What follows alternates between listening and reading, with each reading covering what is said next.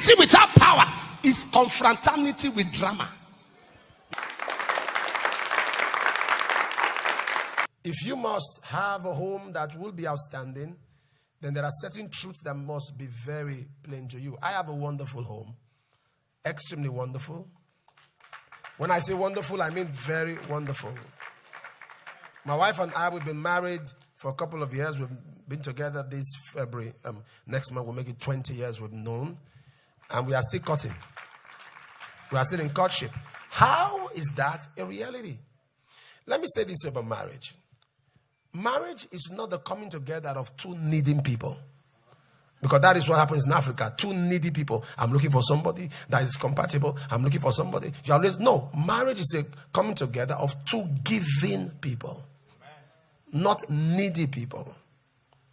A guy prayed a prayer I like. He said, Father, he was about getting married. He said, Father, show me a woman that needs help. And give me a woman that can help me. That's the idea of marriage. But today you see people going through a lot of crisis. Oh, I wish I can just have somebody to cry on. Don't cry on anybody. I'm going through this alone. I just need somebody I can cry on his shoulders. I can't cry. I asked a young man, I said, you want to get married? He said, yeah. I said, why do you want to get married? He said, I need somebody to do my laundry. I need somebody to cook for me. I need somebody to talk to. I said, very easy. If you need somebody to do your laundry, get your washing machine. You need somebody to cook for you, get a cook. You need somebody to chat you up, get a television. You can watch programs. You don't need a wife. Because it's beyond that. Marriage is, when you get into marriage with the consciousness of what you can get, you get disappointed. And that's why a lot of people go into marriage and they're out of it in no time. Some of them go into marriage and they are bearing it. They're going through a lot of pain because they entered marriage with so much expectation on what they want, not what they can give. So it's not two needy people, it's two giving people. Amen. And there's something about marriage, you know, when people, when somebody's in love, yeah, someone is in love, his whole system, there is something that, what's it called? Is it neuroprotein? Neuroprotein, that's what it, yeah, in the brain, that works in the brain. No, not the novice. There's no, there's, at least I know you are not correct. I know you are not correct. There's a word for it. That's the spot that triggers on. And do you know that's the same sensitive, No, not adrenaline. No, don't worry. You have an idea of what I'm saying. That's the same thing that is triggered when you take cocaine. That's the same thing. Serotonin. Aha, that's what I was looking for. That's the same thing that is triggered when you take cocaine. All right? When somebody's in love, every other person is wrong. No, they are wrong. You are right. That's what happens when you take cocaine. When somebody gets high, you know, I've been there. No, not the cocaine part, the love part. There's nothing anybody is saying that is right. All right? You become right in your own eyes. No matter if the person just says hello. Oh, God, look at the way she said hello. Look at the way she said hello. Why? Because you are in love. But all of that does not matter at all in marriage. It doesn't matter in marriage. It doesn't matter in marriage. So when I see people who go through all kinds of, if you study your Bible, you discover that one of the major problems people have, if you read Galatians chapter 5 from verse 19, when it was talking of the works of the flesh, you discover it speaks of emotions. Galatians 5. And that's where we have a problem. If you cannot control emotions, you can never have marital bliss. That's the first thing. You must be a person who has control over emotions. Look at Galatians chapter 5. Look at Galatians chapter 5, for example. Galatians 5 from verse 19. Hear what it says. It says, now the works of the flesh are these: adultery. Is that not emotional? Fornication. What is that? Uncleanness, lasciviousness. 20 says idolatry, witchcraft. Now the witchcraft here, the Bible, the Old Testament was written in Greek, And the New Testament in Hebrew. The word witchcraft in Hebrew here is called pharmacia. Pharmacia is going from the word pharmacy. You know pharmacy? The word pharmacia, the witchcraft here is not voodoo. No, it's pharmacia. It's from the word pharmacy, which means pharmacy is, you make drugs, prescribe drugs, self-help. That's what the Bible was talking about here. So the witchcraft there is self-help. It means it's a work of the flesh. Because when you go into self-help, you don't need God. If you can help yourself, you don't need God. That's emotion. So the witchcraft we see there is not some coven. It is you resorting to self-help. So when a person when you can't handle your emotions, you're going to have problems. Amen. You're going to have problems. You must understand. And let me say this to you. If you're a lady, you will not have problems if you understand how men are. Do you know the problem you have? The problem you have is when you try to remake somebody. Do you know when people don't accept you as you are, it just strikes rejection. The first thing you feel is rejection. You must accept men as they are if you're a lady. You must accept men as they are. And one thing I know about men, the first thing I know about men like exterior placements. Men like women that look good. Yeah, no matter your spirituality. So if you must have a good home, even if you have given birth to 10 kids, try and still look good. And you must understand as a man also that for a woman to look good, what you say to her contributes to it. Because if she spends 10 hours in the makeup and you say, what's this? You have killed every effort. And also for her to look good, looking good is good business. So man, you must understand as a woman that a man, you have to look good. You just have to look good. You have to look dressed to kill. Kill him. If you don't kill him at home, they will kill him outside. Kill him. One of my daughters said the husband leaves the house every 9 p.m. and come back 11. Come back 2 a.m. I said, you are not a smart person. She said, Daddy, what do I do? I said, should I talk to you as my child? I said, yes. I said, buddy, go out. She sat down. I said, don't you have some night wear? He said, Jesus, Daddy. I said, shut up. Some laundry, just wear. Say wear this. Okay, where doesn't go out? Said by 9. Wear them 8:30. You will knock him off. You'll be too tired to go out. She did it once, did it twice, did it. The man started staying at home. He began to stay at home. You don't need. There are certain things you've got to do as a woman, and we are always blaming the devil, and the devil is so excited because he's taking the credit. Women, you must understand that men love people that look good. Amen. Men love a woman who you must. I tell people in church, look good, look good, look good.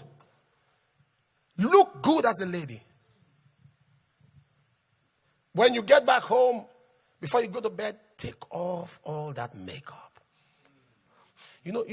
Why do you think the man is attracted? The man is attracted to somebody outside who he thinks looks good. But you wake up in the morning and saw your face very natural. And he went outside, forgetting that person that he sees all made up was natural before she got made.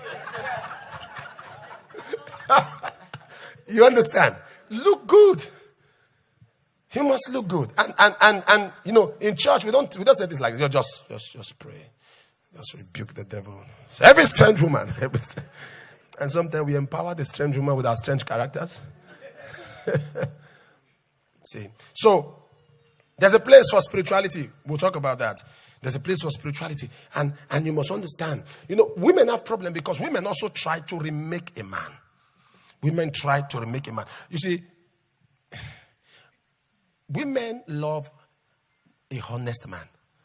Honest. Now let me tell you something. Honest. For example, let me tell you how men think and how women think. For example, sit down, don't worry. For example, your wife sees you talking with a lady. She just stands from afar. When you come, you say, who was that person you're talking to? Why did you take 2 hours? Then you started. Simple idle talk. Now, what are you thinking? If you're innocent, why are you shouting? Why are you shouting? Women are very psychological and very prophetic. No, why are you shouting like that? You mean, no, what do you think? Me? Her? Why? What? She only asked a question. So now the way you are acting, she starts suspecting. Why? Because she is psychological. Now what is working in her then is psychology. She has seen the lady and she's not comfortable. What is working in her is prophetic. Women can smell danger. But men under their nose, danger is here. They say, men who have danger under their nose. You know, when a woman says something to you, she's communicating emotions and what she can see. But when a man says something, he's communicating fact. No, she say, what? Like, let me tell you what I do if my wife sees me and say, honey, you took almost 2 hours talking to that person. I see her, she was telling me a few things about this. Are you not comfortable? So I stopped talking to her now. Guess what? The same woman will tell you, no. No. For what now? No. I don't want to hinder somebody's blessing. I don't know. That's where it ends. That's where it ends. But when you try to want to argue, hey, women, get ready. That issue will be visited. There will be an anniversary on that issue. There will be an anniversary 2 years later. I said, that's how the other day I was asking you a simple question. Am I saying the truth? I was asking you a simple. So most of the issues we have, when we do marriage seminars in our church, I tell them, I said, see, there are no devils anywhere. People have refused to realize how to. And you know when you are lying, your wife knows. He said, me, the other day, he said, my husband, you lie. You are lying. You know you are lying. Because you are so agitated. You are so agitated. Am I communicating? All of those things are things that, you see, when a lady and man live together, you must understand that you see things in different perspective. Love is sacrifice. Love is giving. Love is sacrifice. A person who truly loves somebody is more sacrificial. You think of what you are putting in than what you are getting out. 1 Peter chapter 3 verse 7. 1 Peter chapter 3 verse 7. He says you treat the women as what? The weaker vessel. What is a vessel? Container. When the Bible talks about vessel, it speaks of container. Yeah? What was God trying to say?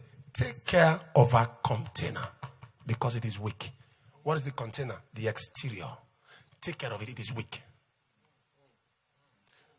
You cannot take care of something and hit that thing.